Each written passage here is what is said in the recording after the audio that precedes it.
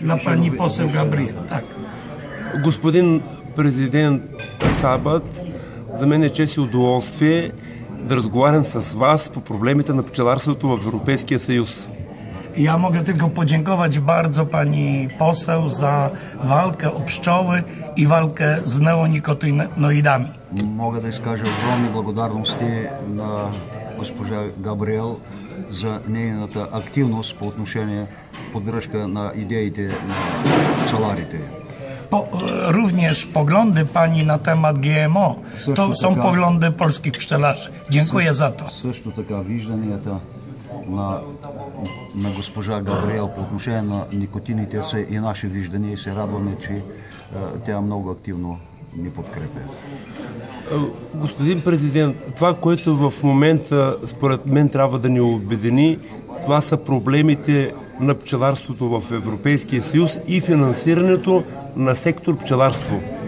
Tak, jak najbardziej jestem w stałym kontakcie z panem posłem Czesławem Siekierskim, przewodniczącym Komisji Rolnictwa Parlamentu, kolegą pani. Абсолютно съм съгласен и аз съм в непрекъснат контакт с един от колегите Европосел, който се казва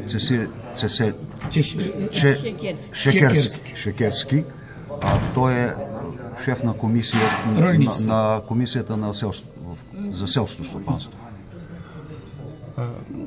Полша има много силни позиции в Европейския съюз във връзка с земеделието.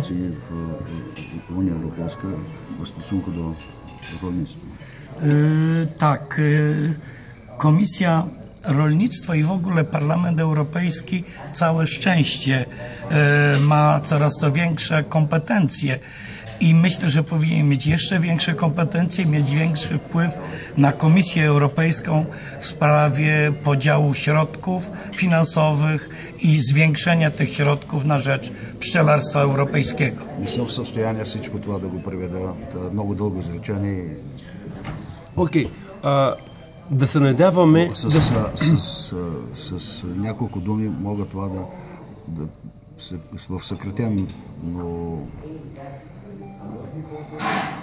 мога да съкратя това, което каза господин президент, че Европейската комисия по земеделието има добра компетенция, знание по проблемите, които касаят селското стопанство и бихме желали тази компетенция да расте при тях, за да има по-добри ефекти. Jeśli można, dwa zdania. Dziś to eurodeputowani, jak i pszczelarze wiedzą, że jedna rodzina pszczela to ponad 1070 euro dla gospodarek narodowych. Днес, както и евродепутатите, така и пчеларите знаеме, че ползата само от едно пчелно семейство за селското стопанство възлиза на 1700 евро. Jeżeli 30% społeczeństwa będzie o tym wiedziało w Europie, wtedy będzie dopiero dobrze. Когато стигнем до положение 30% от населението в Европейския съюз разбере тази истина, тогава ще постигнем и своята цел. Na dzień dzisiejszy wszystkie państwa w Unii Europejskiej, mówiąc po polsku, mają drobne pieniądze. Prawdziwe są w Parlamencie Europejskim i na te prawdziwe pieniądze, większe pieniądze, wszyscy pszczelarze czekają.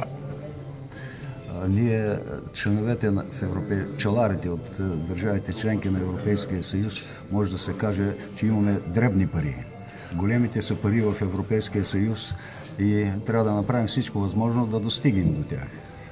Pozdrawiam panią poseł, życzę wszystkiego dobrego, zdrowych pszczół dla wszystkich pszczelarzy w Europie i oby nigdy żywe pszczoły nie musiały gościć w Parlamencie Europejskim. Пожелавам успех както на пчеларите, така и особено на госпожа Габриел i żeby nigdy... Żywe pszczoły nie były, luzem pszczoły nie były w Parlamencie Europejskim. Rzucane przez pszczelarzy na eurodeputowanych. No. Tak, no to jest żart. Żart, ама... No trzeba, no. Кажи.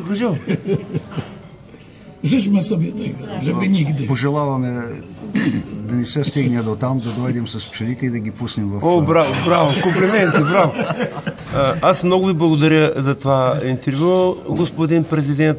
Аз се надявам, че страните членки на АП Славия, които членуват в Европейския съюз, ще ни помогнат, ще изложат проблемите и най-накрая ще решим проблемите, финансовия проблем, който е основен за субсидиране на пчеларите в Европа.